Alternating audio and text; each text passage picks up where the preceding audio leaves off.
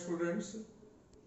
तो हमने last class में आपको इलेक्ट्रोलिसिस स्टार्ट किया था, तो अब उसका एक रिव्यू ले लेते हैं छोटा सा, जो हमने लास्ट क्लास में पढ़ा था।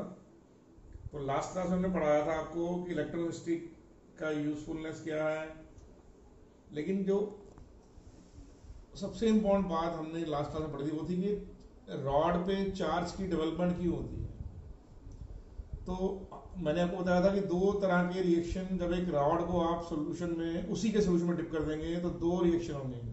वो रिएक्शन क्या होंगे कि या तो जो मेटल है वो अपने इलेक्ट्रॉन्स को, बैलेंस इलेक्ट्रॉन्स को रॉड पे छोड़ के एज ए कैटायन डिसोल्यूट करेगा पानी में और वापस उसका रिवर्स रिएक्शन भी होगा। तो अगर rate of dissolution is greater than rate of deposit है तो क्या होगा, तो मतलब ये रिएक्शन डोमिनेट करेगा, बैकवर्ड रिएक्शन डोमिनेट नहीं करेगा। ये नंबर 4 देखिए आप सामने, ये देखिए, ये फॉरवर्ड रिएक्शन डोमिनेट करेगा, बैकवर्ड रिएक्शन नहीं आएगा। Rate of dissolution is more than rate of deposit. तो उससे क्या होगा, नेगेटिवली चार्ज इलेक्ट्रॉन्स उस रॉड पे एक्यूमुलेट हो जाएंगे। वो जो रॉड है वो सोर्स ऑफ इलेक्ट्रॉन्स होगी। क्या होगी वो, एनोड क्या होगी, ये सोर्स होगी इलेक्ट्रॉन। ऑक्सीडेशन होगा इस पर, और इस सॉल्यूशन के अंदर जब जिंक रॉड को आप जिंक सल्फेट में डिप करेंगे, there will be more number of positive ion in the solution than the negative ion. तो आप समझ लेंगे एक सॉल्यूशन में और रॉड में, क्योंकि रॉड पर है negatively charge electrons more in number, और सॉल्यूशन में क्या है, more number of positive ions. तो there will be a negative electrons और जो रॉड पे हैं और जो पॉजिटिव आयंस सॉल्यूशन में है, उनके बीच में एक आपको पोटेंशियल डिफरेंस क्रिएट हो जाएगा। सेम टू सेम क्या होगा, जब आप कॉपर को कॉपर सल्फेट में डिसॉल्व करवाएंगे तो क्या होगा, when you kept this copper rod in copper sulphate, तो उसमें भी दो रिएक्शन होंगे, रेट डिपॉजिट और रेट डिसोल्यूशन। इस केस में क्या होगा, डिपॉजिट रेट जो है वो डिसोल्यूशन रेट को, मतलब बैकवर्ड रिएक्शन डोमिनेट नहीं करेगा, फॉरवर्ड रिएक्शन डोमिनेट करेगा। तो हमने सिर्फ उसी को लिखा है। तो उस केस में क्या होगा, there will be accumulation of positive charge on the rod. तो रॉड के ऊपर पॉजिटिव आयंस की संख्या बढ़ जाएगी, तो उसको इलेक्ट्रॉन मिलेंगे। कहां से मिलेंगे, ऑब्वियस है एनोड से मिलेंगे। तो इन दोनों को हमने एक वायर से कनेक्ट कर दिया था, ठीक है बेटे। इस पर क्या हुआ, रिडक्शन, जो इसने इलेक्ट्रॉन रिसीव किए हैं और लॉस इसने किए हैं, एनोड ने किए। तो यहां पर क्या होगा, more positive ions on the rod and more negative ions in the solution.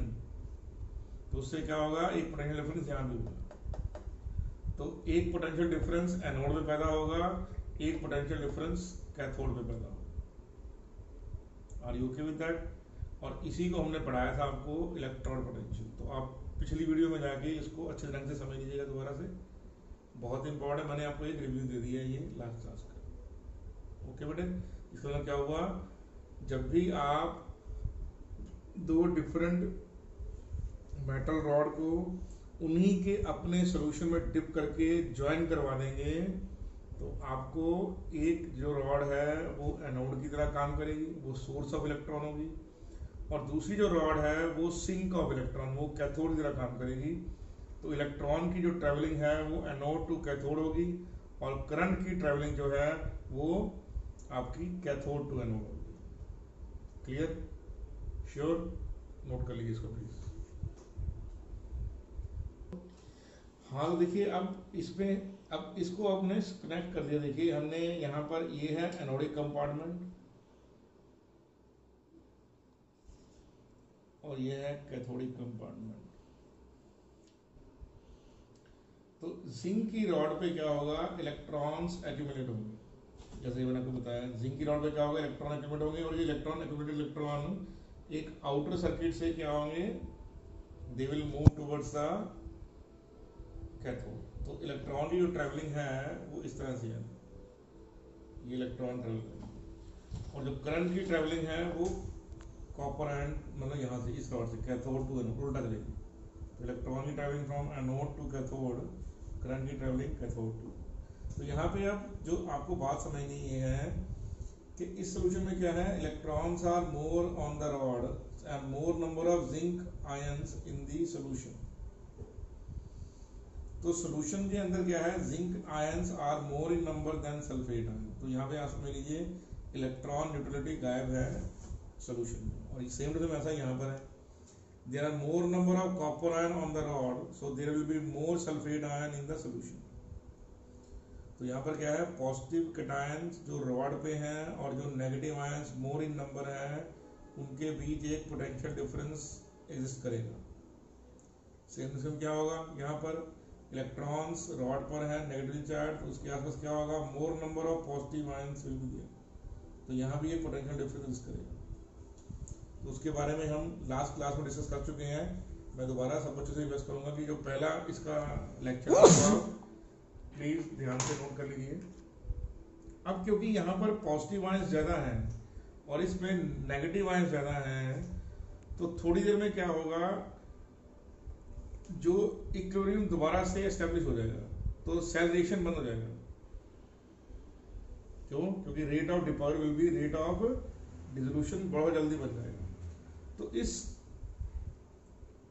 Particular problem को मीट करने के लिए, रिमूव करने के लिए हम क्या करते हैं, हम एक सॉल्ट ब्रिज का इस्तेमाल करते हैं। सॉल्ट ब्रिज में क्या होगा, एक यू शेप ट्यूब होगी ग्लास की,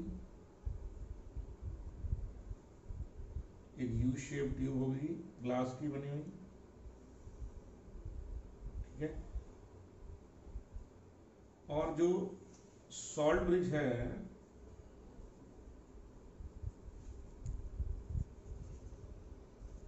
वो एक यू शेप ट्यूब होगी।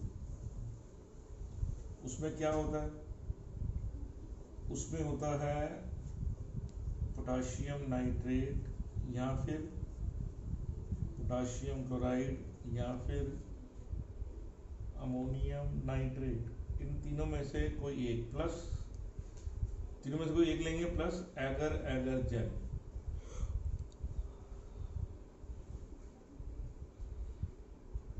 उसको इसको भर देंगे हम पूरा रॉड से कोट पूरा क्लोज पैकिंग कर देंगे, उसको पेस्ट की फॉर्म में बना के क्लोज पैकिंग कर देंगे, बहुत क्लोज पैकिंग। और जो ये इसके मुंह है रॉड के, ये हम बंद कर देंगे थ्रू ए कॉटन प्लग या ग्लास वूल लेके।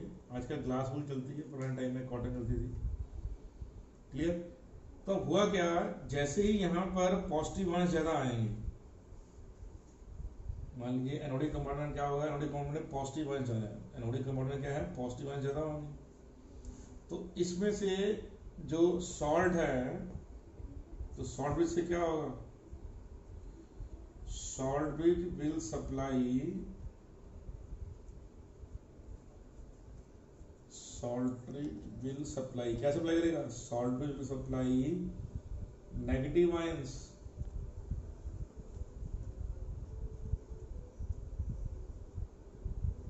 to satisfy zinc 2+ ion. तो क्या होगा, यहां से कुछ नेगेटिव आयंस इस एनोडिक कंपार्टमेंट में क्या होगा, चेक कीजिए, जैसे पेन को देखिए, जैसे एनोडिक कंपार्टमेंट में क्या होगा, यहां से सॉल्ट ब्रिज से, क्योंकि आपने पोटाशियम नाइट्रेट डाला तो नाइट्रेट आयन भी है, पोटाशियम भी है, अगर आपने KCl डाला तो Cl नेगेटिव भी है, K+ भी है। तो यहां से मान लीजिए आपके क्लोराइड आयन या नाइट्रेट आयन बाहर आ जाएंगे, डिफ्यूज होंगे। तो क्या करेंगे, वो जिंक की पॉजिटिव वैलेंसी को सेटिस्फाई कर देंगे। सिमिलरली यहाँ पर क्या होगा, कैथोडिक कंपार्टमेंट में क्या होगा, कैथोडिक कंपार्टमेंट में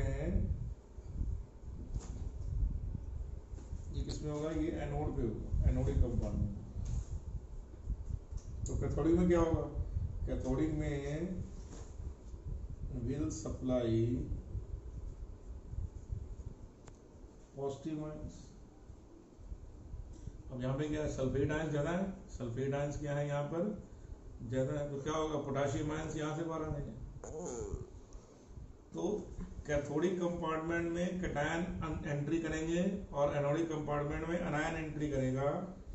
तो विल सप्लाई पॉजिटिव आयन कौन से, K+ यहाँ से एंट्री करेगा कैथोड में, कैथोडिक कंपार्टमेंट में विल सप्लाई टू सेटिस्फाई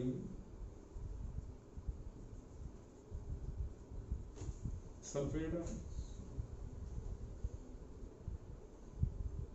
आपको मेरे ख्याल से मालूम पड़ गई ये बात कि कैथोडिक कंपार्टमेंट में सॉल्ट ब्रिज क्या करेगा। कैथोडिक कंपार्टमेंट में सॉल्ट ब्रिज कैटायन की सप्लाई करवाएगा, एनोडिक कंपार्टमेंट में सॉल्ट ब्रिज अनायन की सप्लाई करवाएगा। Clear, sure about that? ये प्लीज आप नोट डाउन कर लीजिए क्योंकि मैं इसको रब कर दूंगा अभी थोड़ी देर में, उसको नोट डाउन कर लीजिए। फिर उसके बाद चेक करेंगे सॉल्ट ब्रिज के यूजफुलनेस। सॉल्ट ब्रिज क्या है? सॉल्ट ब्रिज एक यू शेप ट्यूब है जिसमें इन तीनों में से कोई भी एक इलेक्ट्रोलाइट यूज करते हैं प्लस एगर एगर जल। पोटेशियम नाइट्रेट या पोटेशियम क्लोराइड या अमोनियम नाइट्रेट ही क्यों यूज किया गया है? क्योंकि जो स्पीड ऑफ कैटायन और अनायन है वो नियरली इस केस में सेम हो जाती है। तो the speed with which anionic compartment and cationic compartment is neutralised वो सेम रेट पे होगा। क्लियर नहीं? वैसे दुनिया में कोई भी दो आयन की स्पीड सेम नहीं होती, लेकिन फिर भी ये कंपेरेबल होती है। क्या होती है? कंपेरेबल होती हैं with in the experimental error के। Are you okay with that? तो सॉल्ट ब्रिज का क्या फंक्शन है? तो बहुत सारे फंक्शन है, उससे पहला फंक्शन तो यही है टू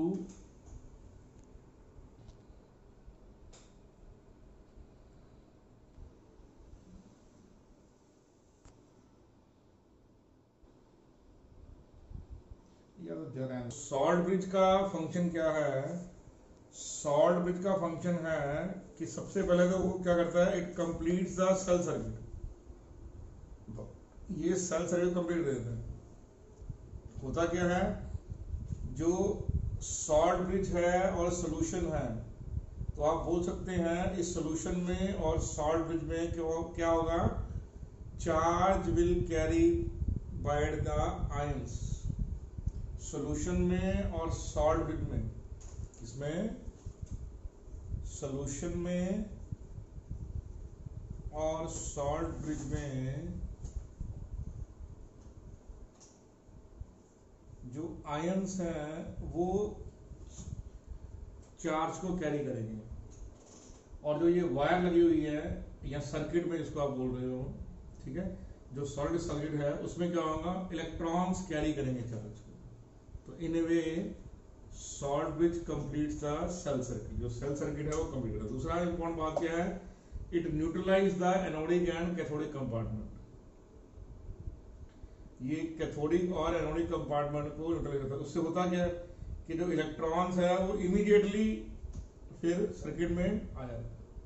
तो आप बोल सकते हैं कि इलेक्ट्रिकल बर्डन मैक्सिमम सिक्योर करने में सॉल्ट ब्रिज बहुत इंपॉर्टेंट रोल प्ले करता है। फिर it removes liquid junction potential. दो लिक्विड्स आपस में जुड़े हुए हैं और उनकी इंटरमिक्सिंग नहीं हो पा रही। मैंने कल, अगर आपने देखा होगा लास्ट वीडियो में, तो दो पुराने टाइम में दो सेल, जिसमें मैंने लिखा था it is not approved now it is. पहले क्या होता था, वो दो सेल को एक यू ट्यूब, ग्लास की ट्यूब से कनेक्ट करते थे, बीच में पोरस पार्टीशन करते थे। तो उससे क्या होता था, सॉल्यूशंस जो हैं उनके opposite charge ions porous tube के आसपास इकट्ठे हो जाते थे। तो उससे क्या होता था, दोनों लिक्विड के जंक्शन पे, दोनों लिक्विड के जो बाउंड्री होती थी वहां पर भी एक पोटेंशियल डिफरेंस बन जाता था, in addition to the normal electron potential. तो वो लिक्विड जंक्शन पोटेंशियल को कंप्लीटली रिमूव करता है, ठीक है, क्योंकि अब लिक्विड का जंक्शन खत्म हो गया, ठीक है। अब एक नया जंक्शन है किसका, सॉल्ट ब्रिज का और सोल्यूशन का, ठीक है। फिर ये जो सॉल्ट ब्रिज का यूज करने में क्या होता है, आपको जो ई सेल की वैल्यूज हैं, पीएच की वैल्यूज हैं और केएसपी की जो वैल्यूज हैं, इनके बारे में इंफॉर्मेशन एक्यूरेटली मालूम पड़ जाती है। इनफैक्ट आपको मालूम नहीं होगा मेरे ख्याल से ये बात, जो आयनिक प्रोडक्ट ऑफ वाटर है accurately measured by electrochemistry measurements. और जो नेक्स्ट इंपॉर्टेंट पॉइंट है वो ये है, कंसंट्रेशन सेल है, वो आप बाद में आगे पढ़ेंगे, जिन केसेस में कैथोड और एनोड सेम सॉलिड इलेक्ट्रोड का बना होता है। तो उस केस में क्या होगा, आप चाहें तो सेल सॉल्ट ब्रिज को नहीं भी यूज कर सकते, only in case of what, only in case of concentration cell, only in case of concentration cell, ठीक है बेटे। तो ये सॉल्ट ब्रिज की यूजेस हैं, प्लीज आप नोट डाउन कर लीजिए। क्या करना है, electron potential of each metal and its ionic solution is determined by combining it with standard hydrogen electrode. दुनिया में कोई भी मटेरियल है, उसका अगर आपको इलेक्ट्रॉन पोटेंशियल कैलकुलेट करना है, डिटरमाइन करना है एक्सपेरिमेंटली, तो उसको क्या करेंगे, उसको हम कंबाइन करेंगे विद SHE, विद SHE। जो SHE है वो क्या है, SHE में क्या होता है, एक आपकी इन्वर्टेड ग्लास ट्यूब होती है। ये देखिए जैसे मेरा पेन चल रहा है, ये एक ग्लास ट्यूब है। इस ग्लास ट्यूब का जो ऊपर का पोर्शन है वो एक ऐसे सिलेंडर से जुड़ा हुआ है through a knob which contains hydrogen gas at 1 bar। तो ये एक इन्वर्टेड ग्लास ट्यूब है जिसका ऊपर टॉप का जो सेक्शन है has been joined to a cylinder containing via knob in which hydrogen gas has been taken at 1 bar pressure. फिर इस ग्लास ट्यूब के अंदर एक और ग्लास ट्यूब है which contains a platinum wire. Check कीजिए, प्लेटिनम वायर है, एक ये बाहर का एक आउटर कवरिंग है ग्लास की, एक अंदर ये देखिए, ये दो ट्यूब है, इसके बीच में एक प्लेटिनम की वायर है। वाया वोल्ट मीटर क्या होगा, ये जो किसी भी इलेक्ट्रोड से जुड़ी हुई है जिसका आपने डिटरमाइन करना है EMF। तो जो ग्लास ट्यूब है it is one side connected to hydrogen gas. ये प्लेटिनम की एक वायर है जो एक नीचे प्लेटिनम की थिन फॉयल से, पत्ती से जुड़ी हुई है, और पत्ती को प्लेटिनम ब्लैक से कोटिंग किया गया है ताकि क्या हो, एड्सॉर्प्शन ऑफ गैस, ये जो हाइड्रोजन का एड्सॉर्प्शन है गैस का अच्छे ढंग से, टू इंक्रीज द एड्सॉर्बिंग पावर। और इस हमने लिया है जो पत्ती है वो हाफ डिप्ड है, इसमें 1 मोलर HCl सोल्यूशन है। क्लियर? तो दोनों कंडीशन और जो टेम्परेचर है वो लिया है आपने 298 केल्विन पे।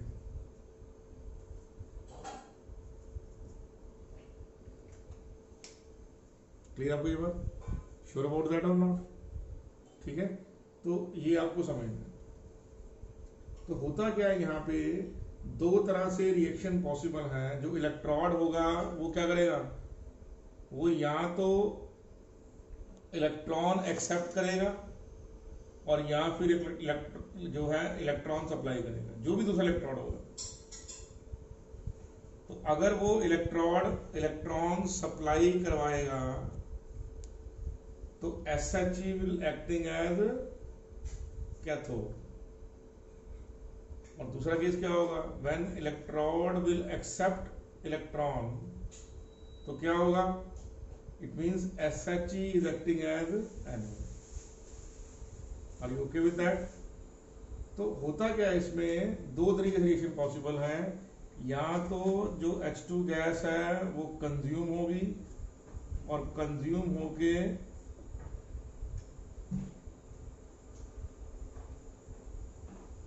दो इलेक्ट्रॉन देगी। तो उससे क्या होगा, क्योंकि H+ कंसेंट्रेशन यहां पर बढ़ गई है, तो क्या होगा, धीरे धीरे molarity of acid will increase. Sure about that? तो क्या करते हैं, यहाँ पर pH पेपर को डुबो के रखते हैं। For every change in pH क्या होता है, कलर में थोड़ा डिफरेंस आता है। और दूसरा क्या होता है, दूसरा तरीका ये होता है, यहाँ पर हाइड्रोजन गैस को नॉब से कंट्रोल किया होता है। तो अगर हाइड्रोजन गैस कंज्यूम होगी तो there will be a slight dip in pressure. अगर ये एनोड की तरह काम कर रहा है, सोर्स ऑफ इलेक्ट्रॉन की तरह काम कर रहा है SHE, तो हाइड्रोजन गैस कंज्यूम होगी। और अगर SHE कैथोड की तरह काम कर रहा है तो फिर क्या होगा, फिर हाइड्रोजन गैस प्रोड्यूस होगी। इसका मतलब क्या हो गया, आप चेक कर सकते हैं प्रेशर में हल्का सा इंक्रीज है या हल्का सा डिक्रीज है। अगर प्रेशर में हल्का सा इंक्रीज हुआ, इसका मतलब क्या होगा, hydrogen gas is being produced. और प्रेशर में हल्का सा डिक्रीज हुआ, इसका मतलब क्या होगा, इसका मतलब ये हुआ, ठीक है, hydrogen gas has been consumed. तो डिपेंडिंग अपॉन ऑब्जर्वेशन क्या है, क्या करेंगे आप, SHE को कैथोड या एनोड लिख सकते हैं। Are you okay situation? ठीक है बेटे, तो ये आपने अटेम्प्ट में याद करना है। Are you okay? Second point, जो SHE की वैल्यू है, SHE की जो इलेक्ट्रॉड पोटेंशियल वैल्यू है, इलेक्ट्रॉड पोटेंशियल वैल्यू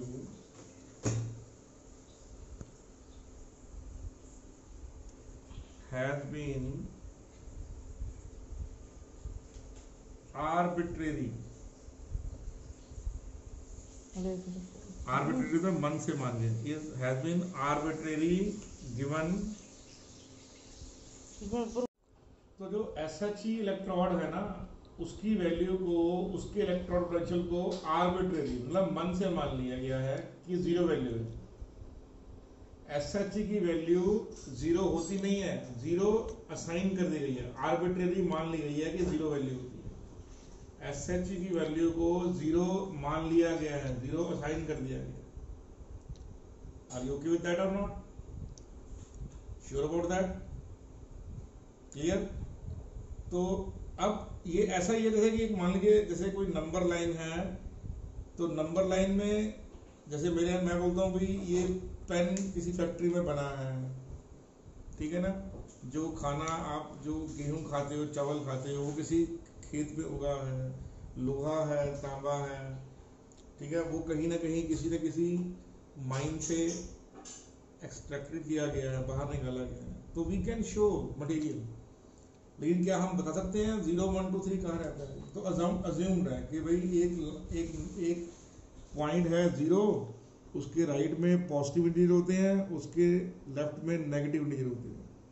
तो दुनिया में कोई जगह नहीं है ऐसी जहां पर आपको 0 मिलता हो, 1 मिलता हो, -1 मिलता हो, 2 मिलता हो, -2 मिलता हो। तो ये अजम्पशन है। तो उसमें रेफरेंस पॉइंट क्या है? रेफरेंस पॉइंट 0 है।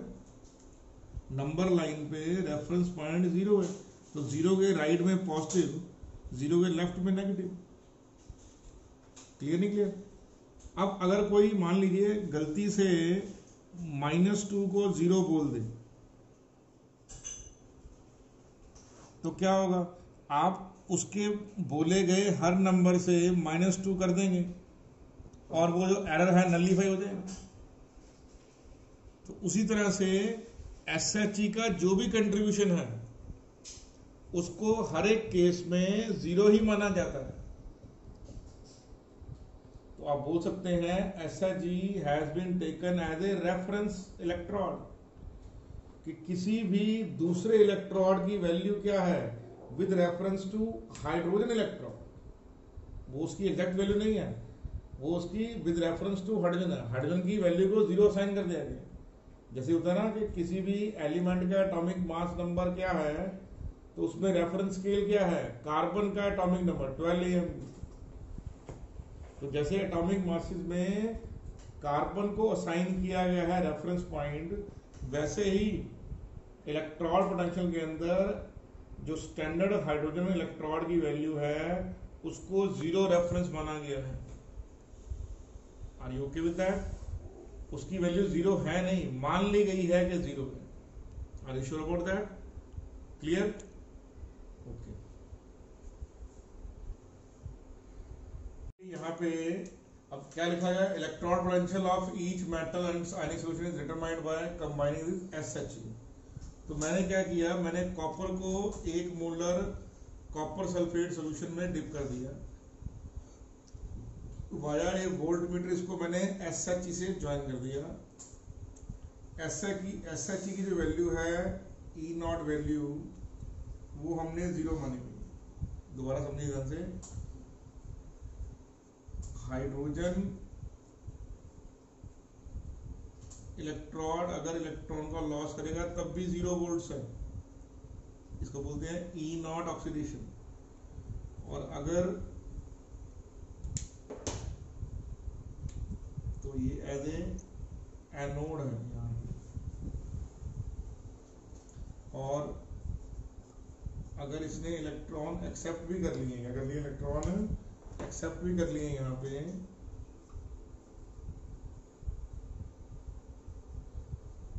और H2 गैस प्रोड्यूस हुई है, तो तब भी ये 0 वोल्ट है, हालांकि अब ये कैथोड है। तो SHE चाहे एनोड की तरह काम कर रहा है चाहे कैथोड की तरह। कैथोड एनोड कब काम करेगा? When hydrogen gas is being consumed. कैसे मालूम पड़ेगा? प्रेशर विल ड्रॉप स्टम। तो फिर हम नॉब को टाइट करके वापस लेके आएंगे। और दूसरा क्या है, कैथोड की तरह कब काम करेगा? When hydrogen gas is being produced. तो हाइड्रोजन में के प्रेशर में स्लाइड इंक्रीज स्लाइड डिक्रीज से आप पहचान लेंगे कि SHE कैसे एक्ट कर रहा है, एनोड की तरह या कैथोड की तरह। Are you okay with that? ठीक है, क्लियर। अब जब हम should I remove that now, तो आप इसको नोट कर लीजिए, मैं रिमूव कर रहा हूं इसको। अब आपने SHE को अटैच किया, कंबाइन किया copper dipped in copper sulphate solution through a volt meter. Clear नहीं clear?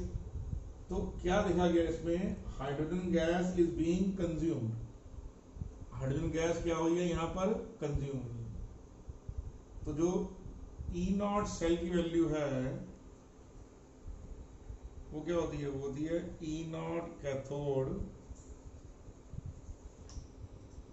Minus E0 anode, such that both the values are given in reduction potential. ठीक है, तो उस समय क्या देखा गया? उस समय ये देखा गया कि वोल्ट मीटर की जो रीडिंग है वो आई है 0.34 वोल्ट्स। वोल्ट मीटर की जो रीडिंग है कितनी आती है? वो 0.34 वोल्ट्स। तो कैथोड क्या है? कैथोड है हमारे पास कॉपर। तो आप ऐसे लिखेंगे रिडक्शन की फॉर्म में उसको, कॉपर 2+2 कॉपर। और एनोड क्या है? एनोड है इस केस में आपके पास हाइड्रोजन इलेक्ट्रॉन। तो क्योंकि इसकी वैल्यू हमने आर्बिट्ररी 0 मान ली है, इसकी वैल्यू तो 0 ही मान ली है, तो हमारे पास जो E0 की जो वैल्यू आई है वो किसकी आई है? वो हमारे पास इलेक्ट्रोड की ही वैल्यू आई है।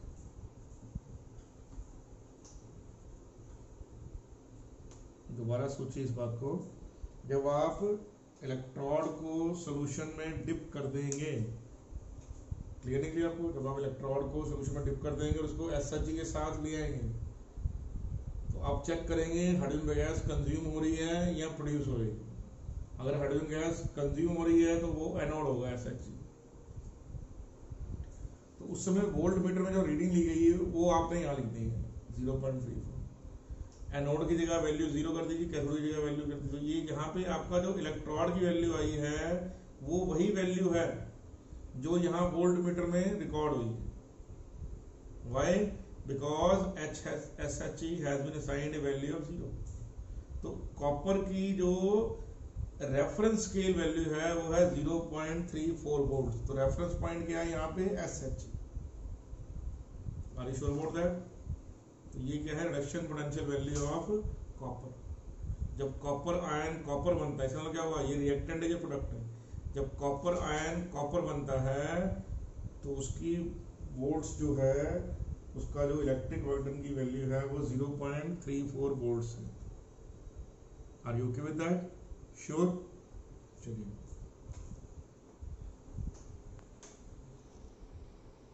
किया नेक्स्ट केस में आपने SHE को कनेक्ट किया किसके साथ? जिंक रॉड के साथ, dipped in 1 molar zinc sulphate solution. तो ऑब्जर्वेशन में क्या आया? अब वोल्ट मीटर रीडिंग जो आएगी वो क्या आएगी? वो आ रही है 0.76 वोल्ट्स। अब इस केस में क्या ऑब्जर्वेशन में आया? इस केस में ऑब्जर्वेशन में आया कि जो हाइड्रोजन गैस है वो प्रोड्यूस हुई है, वो उसका जो प्रेशर है हल्का सा बढ़ जाता है। इसलिए लगा फिर वो नॉब को थोड़ा सा ढीला करते हैं ताकि वो प्रेशर दोबारा से 1 बार पे आए। तो इस केस में हाइड्रोजन गैस जो है वो प्रोड्यूस हो रही है, तो वो कैथोड की तरह काम कर रही है। क्लियर? और जो इसका अगर इलेक्ट्रॉन फिर लॉस कौन कर रहा है? तो ऑब्वियस है जिंक लॉस कर रहा है। तो इस केस में जो जिंक है वो एनोड का काम कर रहा है और जो SHE है वो कैथोड का काम कर रही है। जबकि आपने पिछले केस में देखा, कॉपर वाले केस में उल्टा था, कॉपर कैथोड था और हाइड्रोजन एनोड था। तो वो तो खैर ऑब्वियस है, क्योंकि आपको समझ आ जाएगा हाइड्रोजन गैस प्रोड्यूस हो रही है या हाइड्रोजन गैस कंज्यूम हो रही है। अगर हाइड्रोजन गैस प्रोड्यूस हो रही है तो SHE क्या है, कैथोड है। तो इस केस में SHE क्या है, तो आंसर है कैथोड। एनोड क्या है, एनोड है आपके पास वैल्यू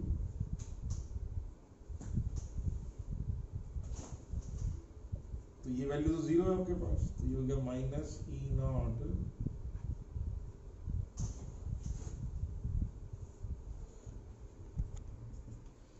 तो क्योंकि हाइड्रोजन वैल्यू को हमने आर्बिट्रेरी लिया है, ये नेगेटिव वैल्यू यहाँ से यहाँ चले जाएगी, माइनस 0.7। अब आप देखिए यहाँ पर ध्यान से, सेल की वैल्यू नेगेटिव नहीं है लेकिन E0 की वैल्यू नेगेटिव है। इससे मतलब क्या हो गया, ये जो वैल्यू नेगेटिव है वो विद रेफरेंस टू SHE है, क्योंकि वोल्टमीटर में नेगेटिव वैल्यू होती नहीं है। इसका मतलब क्या हुआ, जो जिंक प्लस आयन जब जिंक बनता है तो इतना वोल्ट्स आपको बाहर से सप्लाई करना पड़ेगा।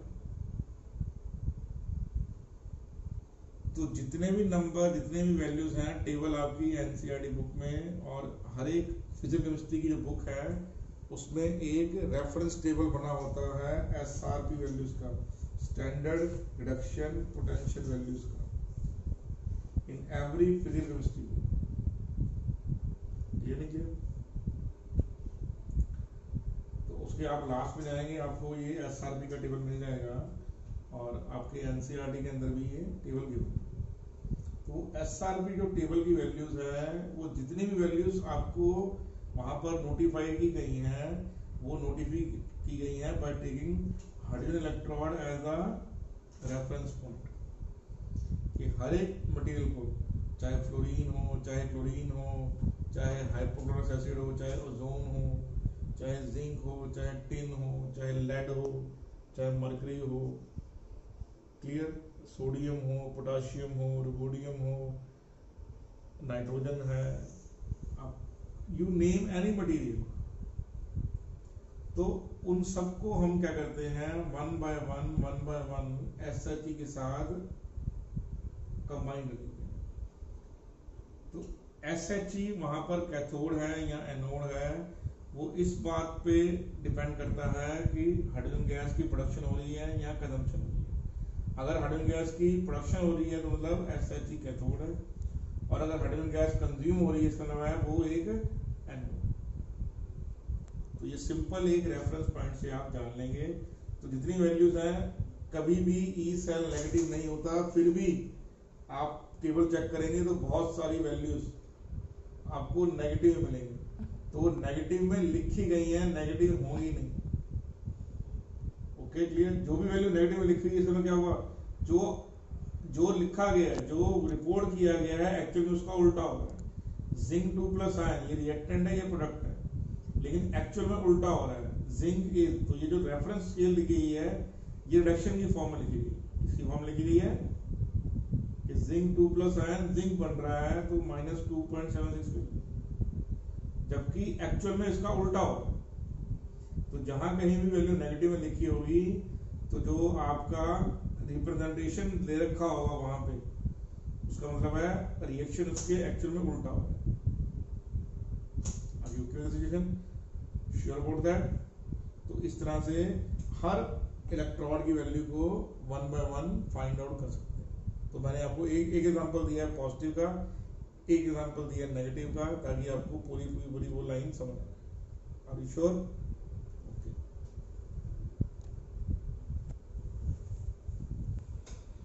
ओके नाउ देखिए, ये कुछ वैल्यूज आपको यहाँ पर रिपोर्ट की गई हैं, ठीक है? ये आपके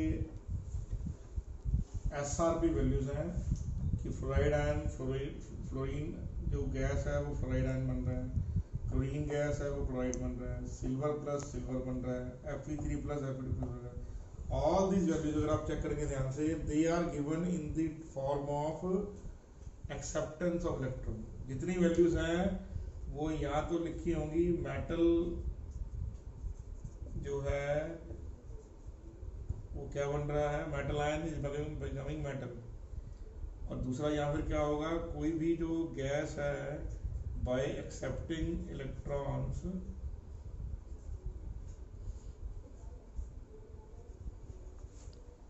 इज बिकमिंग,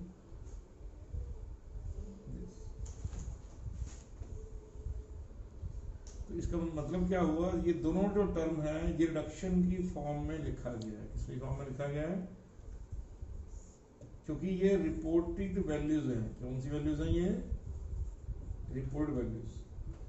तो जो भी वैल्यू आपने रिपोर्ट करनी है रेफरेंस में, वो आपने रिपोर्ट करनी है रिडक्शन की फॉर्म में, चाहे जो मर्जी हो रहा हो रिएक्शन में। तो all these values are SRP values plus 2.85। ये सारी की सारी वैल्यूज कैसे निकाली गई हैं, देखिए जैसे लिथियम आयन की वैल्यू है -0.35, Fe2 प्लस से Fe प्लस की वैल्यू है -0.44, कोबाल्ट 2 प्लस से कोबाल्ट की वैल्यू है -0.28, टिन 2 प्लस से टिन की जो वैल्यू है वो है -0.14, लेड 2 प्लस से लेड की माइनस, ये नेगेटिव वैल्यूज है। दीज नेगेटिव वैल्यूज का मतलब क्या है, इन नेगेटिव वैल्यूज का मतलब क्या है कि ये सारे के सारे जो मटेरियल्स हैं they are what they are anode to the SHE। ये सारे के सारे मटेरियल क्या करते हैं, हाइड्रोजन को इलेक्ट्रॉन सप्लाई करते हैं, H+ को H2 बनाते हैं। तो याद रखिए आज के बाद जब भी आप बुक के अंदर E0 SRP की वैल्यू नेगेटिव लिखी हुई आ रही है, इसका मतलब क्या हुआ, वो जो मटेरियल है वो प्रोटॉन को इलेक्ट्रॉन सप्लाई करता है, और जो प्रोटॉन है वो H2 गैस में कन्वर्ट हो जाता है। मैं दोबारा बोल रहा हूँ, in each and every case of electron where the reported value is negative. इसका मतलब क्या हुआ, इसका मतलब ये हुआ कि वो जो पर्टिकुलर मटेरियल है providing electron to H+ and transforming H+ into H2, और जिनकी वैल्यू पॉजिटिव में है उसका मीनिंग क्या है, उसका मीनिंग ये है कि all of them are converting hydrogen gas into H+। तो ये जितने मटेरियल हैं तो ऑल पॉजिटिव वैल्यू मतलब क्या हुआ, वो SHE को जो है ऑक्सीडेशन कर रहे हैं, मतलब SHE पॉजिटिव वालों को इलेक्ट्रॉन सप्लाई करता है, और जो SHE है नेगेटिव वालों से इलेक्ट्रॉन एक्सेप्ट करता है। Are you okay with that, sure, okay. एक सेल को आप कैसे रिप्रेजेंट करेंगे थ्योरी में, थ्योरी में रिप्रेजेंट करेंगे। तो याद रखिए लेफ्ट में एनोड लिखा जाएगा, लेफ्ट में हमेशा एनोड लिखा जाएगा, फिर सॉल्ट ब्रिज लिखा जाएगा,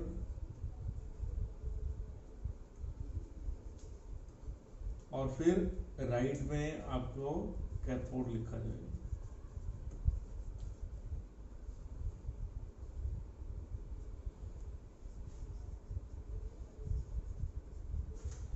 तो लेफ्ट में एनोड, राइट में कैथोड और बीच में salt bridge.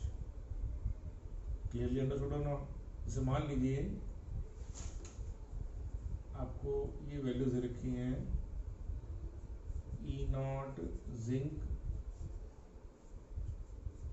2+ to zinc -0.34 volts, sorry -76 volts। दूसरी वैल्यू है E0 कॉपर 2+ कॉपर 0.34 volts। तो आप पहले चेक कीजिए इसमें कौन सी वैल्यू हाइयर है, जिसकी हाइयर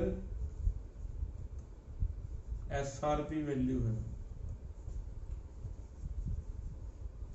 दोनों में से जिस हाइयर SRP वैल्यू जो इलेक्ट्रॉन होगा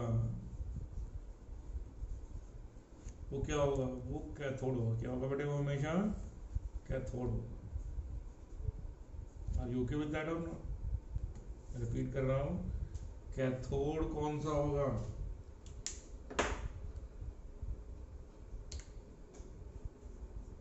कैथोड कौन सा इलेक्ट्रोड होगा?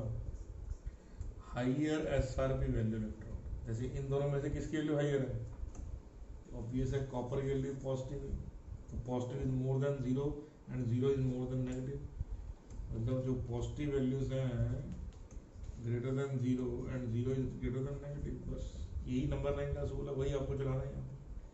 तो कॉपर क्या होगा? कॉपर कैथोड होगा, तो ऑब्वियस है जिंक क्या होगा? एनोड होगा। तो आप उसको कैसे सेल में लिखेंगे?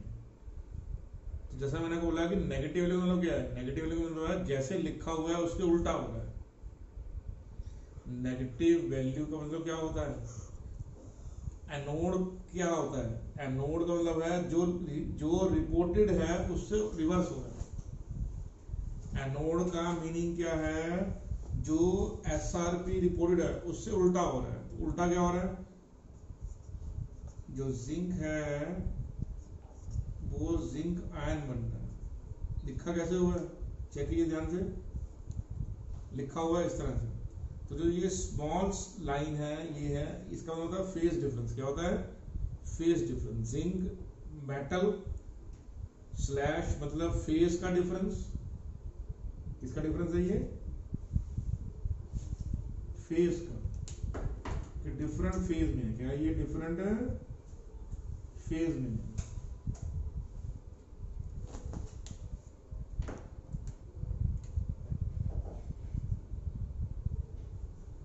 एक सॉलिड फेज में है और एक लिक्विड फेज में। फिर ये डबल लाइन क्या रिप्रेजेंट दिया? Double line represent salt bridge. Double line represent salt bridge. फिर क्या होगा? अब एनोड कैथोड में क्या होता है? जैसा रिप्रेजेंटेशन है वैसे ही हो रहा है। Copper 2+ becoming copper. तो ये सेल का रिप्रेजेंटेशन है। आप थ्योरी में कैसे सेल को लिखेंगे? Did you or not? Theory में सेल कैसे लिखना है? This is in front of you. Simple slash line represent phase difference. Double line represent salt bridge. Cathode कैसा होगा? जैसा लिखा है वैसा ही रिपोर्ट करना है। ये रिएक्टेंट है, ये प्रोडक्ट है, रिएक्टेंट बिकमिंग प्रोडक्ट। लेकिन एनोड में क्या होगा? जैसा लिखा है उसका उल्टा। रिएक्टेंट ये है, प्रोडक्ट ये उल्टा होगा। यू अब इसका ई नॉट सेल कितना होगा?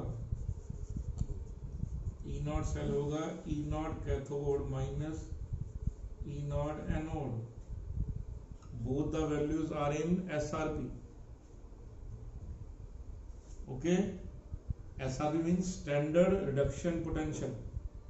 ओके, तो ई नॉट कैथोड वैल्यू क्या है? 0.34 माइनस जिंक की वैल्यू क्या है? -0.76। This minus and minus become plus. Answer is 1.1 volts।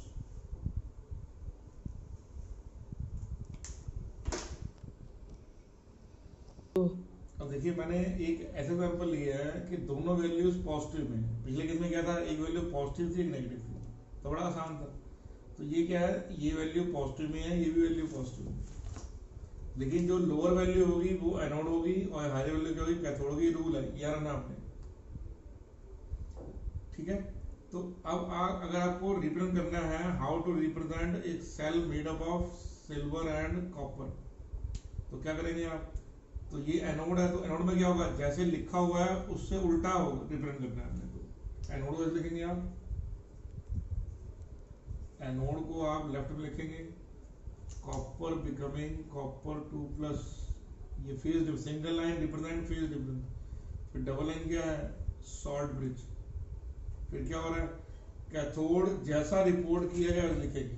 ये याद रखिएगा आप लोगों को, एनोड में जैसा रिपोर्ट किया गया है एसआरपी को उसका उल्टा लिखेंगे। तो कैथोड पे क्या होगा बताइए? तो जैसा लिखा हुआ है वैसा ही होगा, ठीक है। क्लियर आपको मेरी बात? Are you sure about that? ठीक है। तो अगर मैं आपसे बोलूंगा ई नॉट सेल की वैल्यू क्या है, तो आप बोलेंगे E naught silver minus E naught copper. Check कीजिए वैल्यू हमने एसआरपी में रिपोर्ट की गई है, तो क्या करूंगा 0.8 माइनस 0.34 0.6,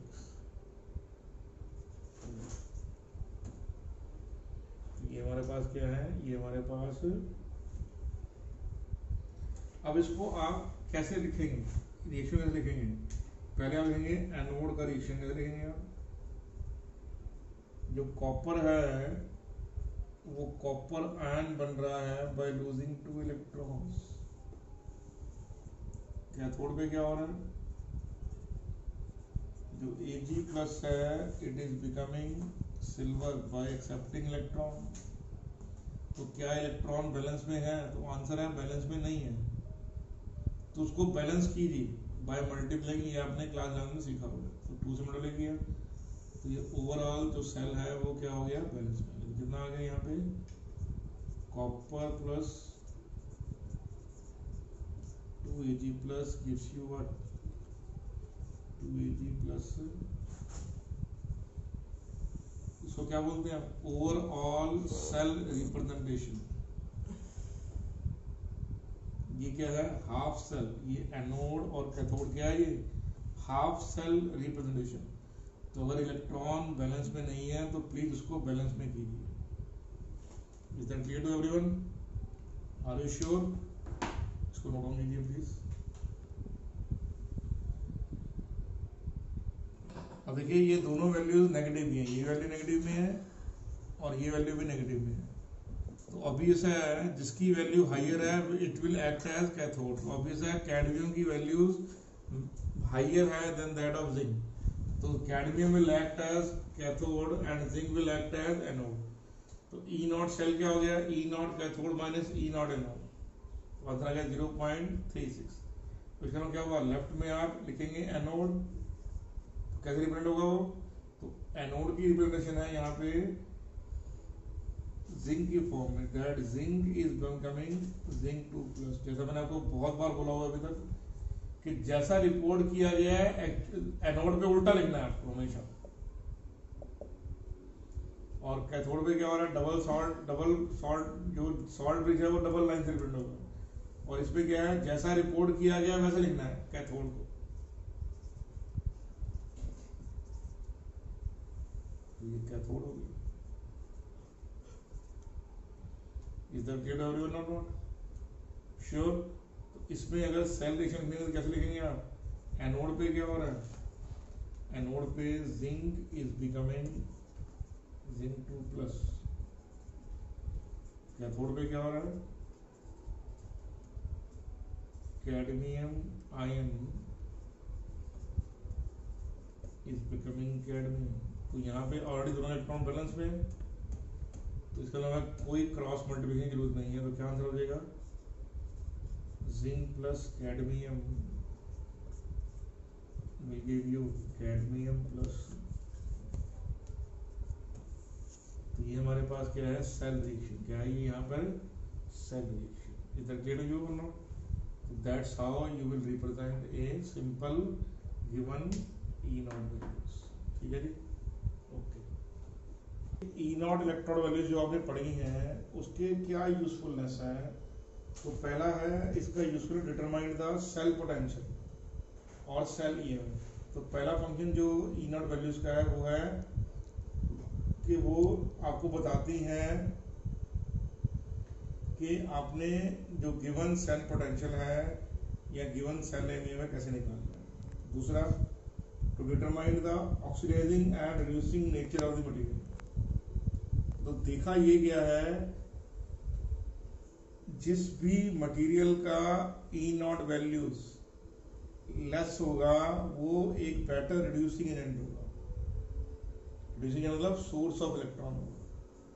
तो जिन जिन मटेरियल की वैल्यू नेगेटिव में है वो बहुत बढ़िया रिड्यूसिंग एजेंट होंगे। Lower the negative value better is the reducing ability. इसका मतलब क्या हुआ, higher the positive value more is the oxidising ability. Next क्या है, determine the evolution of H2 gas from the given solution. ये हम through examples पढ़ेंगे, don't worry about that, one by one example. इसका जैसे हमने 2-3 एग्जांपल लिए हैं, इनके भी हम 2-3 एग्जांपल लेंगे, ठीक है।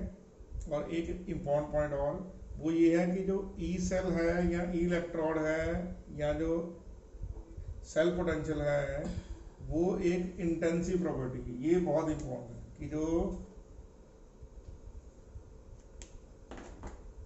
आपके पास सेल पोटेंशियल वैल्यू है, जो ई सेल वैल्यू है या जो ई नॉट सेल वैल्यूज है और या आपके पास ई इलेक्ट्रोड वैल्यूज है, ये सारी की सारी वैल्यूज क्या है, इंटेंसिव है। क्या है ये, इंटेंसिव, एक्सटेंसिव नहीं है। पहले ही तो ये बहुत इंपॉर्टेंट बात है कि E cell, E naught cell and E electrode, all these 3 values are intensive in nature, ठीक है। तो ये पॉइंट आपको क्लियर होना चाहिए। दूसरा, ये पहला काम करेंगे आपको सेल पोटेंशियल निकालने का या सेल एमएफ निकालने का। दूसरा काम करेगा ऑक्सीडाइजिंग और रिड्यूसिंग एबिलिटी आपकी मटेरियल की जानने के लिए। तीसरा जो काम है वो है evolution of hydrogen gas from A given solution. तो जिस मटेरियल में ई नॉट वैल्यू नेगेटिव होगी, क्या बोल रहा हूं मैं, जिस मटेरियल में ई नॉट वैल्यू नेगेटिव होंगी, सिर्फ उन्हीं केस में क्या होगा, they are able to produce H2 gas from the dilute acidic medium. दूसरा, for accurate measurement of pH, KSP and equilibrium इनका यूज किया जाएगा। और जो बहुत इंपॉर्टेंट पॉइंट है वो है to determine the feasibility of a reaction. एक रिएक्शन थर्मोडायनेमिकली पॉसिबल है या नहीं है, ये भी हम इलेक्ट्रॉन पोटेंशियल से निकालते हैं। अगर इलेक्ट्रॉन पोटेंशियल की वैल्यू पॉजिटिव है, इसका मतलब है डेल्टा जी की वैल्यू नेगेटिव होगी, इसका मतलब क्या हो गया, इसका मतलब वो रिएक्शन फिजिबल हो। Are you okay with that, sure, clear. अब इसको हम 1 बाय 1 एग्जांपल से चेक करते हैं ये बात, ठीक है। हाँ, अब देखिए, मान लीजिए आपके पास ये 3 इलेक्ट्रॉन वैल्यू, देखिए आपको दे रखा है कॉपर 2+ से कॉपर की जो वैल्यू है वो है 0.34 वोल्ट्स, कॉपर +1 से कॉपर की जो वैल्यू है वो है 0.52 वोल्ट्स। तो इन दोनों इक्वेशन से आपको पता लगाना है कि कॉपर 2+ से कॉपर +1 की वैल्यू क्या हो सकती है, ठीक है बेटे। तो जैसा मैंने आपको बोला है, जो ई सेल है या जो ई नॉट इलेक्ट्रोड वैल्यूज हैं, ये वैल्यूज क्या है, इंटेंसिव प्रॉपर्टीज हैं। क्या है ये, इंटेंसिव प्रॉपर्टीज हैं। तो इनसे हम वैल्यू नहीं लगाएंगे, तो कैसे करेंगे, तो हम पता लगाएंगे डेल्टा जी वैल्यूज से। डेल्टा जी और डेल्टा जी नॉट वैल्यूज क्या है, ये एक्सटेंसिव प्रॉपर्टीज हैं। क्या है ये, एक्सटेंसिव प्रॉपर्टीज। तो डेल्टा जी नॉट की वैल्यू क्या होती है, तो आंसर है -NF ई नॉट सेल। बहुत सिंपल है, delta G represent work done, electrical useful electrical work done, electric work done. तो किसी को बोलता है चार्ज इनटू वोल्टेज, क्योंकि यूजफुल वर्क डन से गिब्स एनर्जी लोड चली जाती है तो नेगेटिव सिंबल आएगा। चार्ज क्या होता है, N/F, number of electron transfer into 1 farad, charge on 1 mole of electron. और ई नॉट सेल क्या है, volt of the volt. Clearly understood.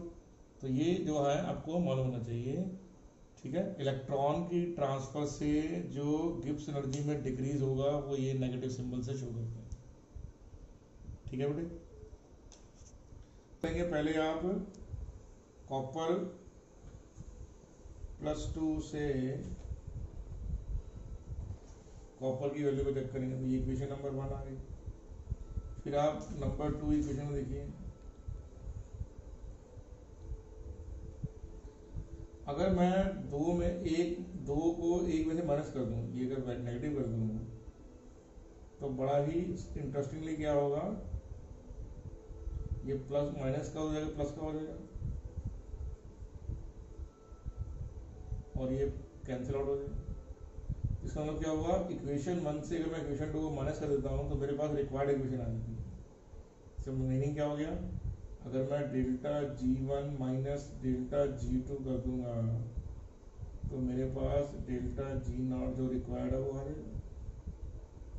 तो डेल्टा G1 क्या होगा, minus N F E naught one, delta G क्या होगा, minus N two F E naught two is equal to, ये क्या है, minus N F E naught required. तो ये एफ जो है ये कॉमन बाहर आ जाएगा, minus N one E naught one plus minus minus become plus N two E naught two is equal to minus N F E naught. ये F से ये एफ कैंसिल हो जाएगा, तो जैसे ही ये कैंसिल आउट होगा क्या आंसर आएगा, तो माइनस एन वन, तो एन वन कितना है 2 इंटू ई नॉट कितना है यहाँ पे 0.34 प्लस एन टू कितनी है 1 इंटू ई नॉट टू कितना है 0.52 is equal to minus N कितना है यहाँ पे 1 रखते हो तो 1 इंटू ई नॉट जो आपको रिक्वायर्ड है, तो ये हो जाएगा माइनस ई नॉट, तो कितना ये माइनस 0.68 प्लस 0.52, आंसर कितना आ गया minus 0.16 equal to minus E naught. तो ये माइनस से माइनस कैंसिल आउट हो गया, 0.16 क्या है ई नॉट कॉपर चेक। ऐसे आपने copper 2 plus 2 copper plus 1 is 0.16, very very easy question.